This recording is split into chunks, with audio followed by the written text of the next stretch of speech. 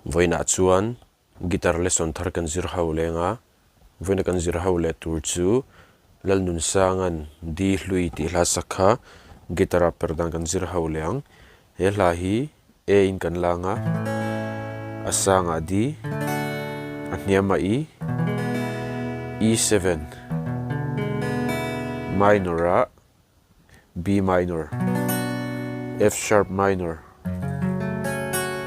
chuan A7 hi kan hmang tel zeu bokanga chuan G hi a chorus vela kan hmang tel bokang ti kan strum ang down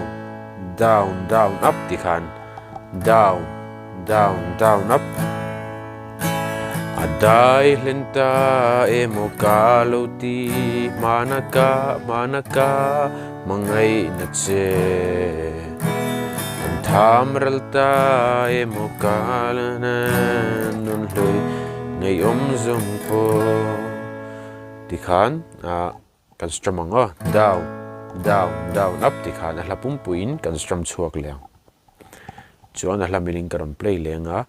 uluk don ilo ngai thlale don nia